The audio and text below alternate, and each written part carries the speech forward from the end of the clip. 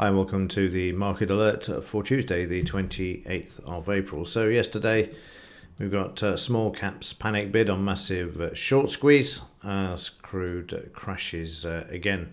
It says there, this is madness, telling me it's madness. But then we've seen this for a long time. So today's market alert is going to be fairly brief. We'll start off with the stock market. So this is the weekly chart for the Dow. I like to see the longer time frames because it gives you a lot more perspective on where the market is likely to go or not to go. And we can see that the weekly chart is currently sitting on the 200 bar moving average, having closed above this for the last 3 weeks and currently in the fourth week. We're above it at the moment. In the daily chart, yesterday we marked up the 76% retracement of this high to this low, and the market has traded up to this and is struggling on the overnight. So let's have a look in more detail in the 5-minute chart. So let's go back to yesterday's pre-market session first. The market was fairly stable, stuck in a bit of a sideways range after I recorded the market alert. You can see they're trading in about 150 point range and then narrowing before the close of the cash market opening in New York at 2:30, where we see the typical pattern. We see the selling and we get the green bars then coming in to buy the market at the 200 MA, and also we get the retracement too from this low to this high. You can see the market retracing 62% before prices then continue to move higher and march to the upside. And it was a one-way bet, as I said yesterday. The thing is, when there's no economic news items and Trump isn't sending out ridiculous tweets, the market is free to move higher, with prices coming back to the 50 bar moving average and continuing on with the plunge protection team into the end of the trading session there. Meanwhile, overnight, the market opened, didn't do a lot really, traded sideways, moved lower, then moved higher, and then eventually came back and traded down to the 200 MA, traded below it twice, right down to the DP, which is the other indicator that we keep an eye on.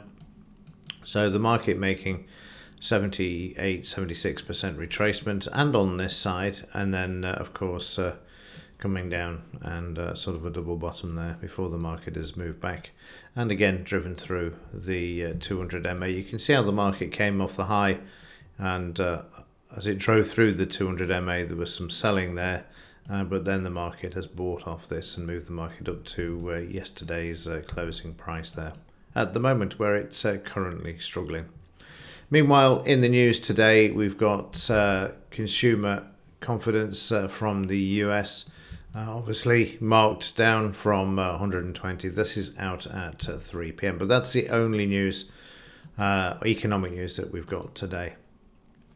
So the implied volatility, the option sellers moving these lower again, not seeing too much risk at the moment, down at 31.69. So coming back now towards the pre-crisis sort of levels, around the 20% will be an interesting one. Will it get back down to these lows? I'm sure at some point, but I wouldn't have thought so at the moment. And then as we saw in the earlier part of the alert, crude oil carnage continues across Asia as another futures contract roll looms, and that's the June futures contract is to come off the books. This is the daily chart of crude, and you can see the Trump tweets last week moving the market higher, also threatening to shoot any boats in the Strait of Hormuz with a tweet. Just unbelievable, isn't it? But there you go.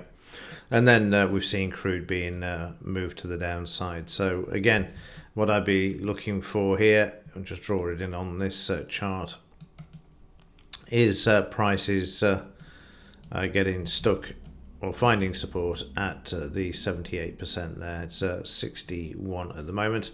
It's just a matter of whether the prices will hold there or not. But if they don't, then we get a retest of the lows. But the June futures contract expires in May. All of the oil futures contracts expire a month before their month title.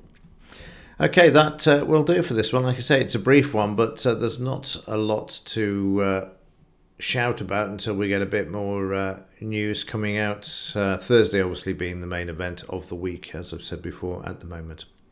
Okay, that will do it for this one. As ever, thanks for watching. See you in the next one.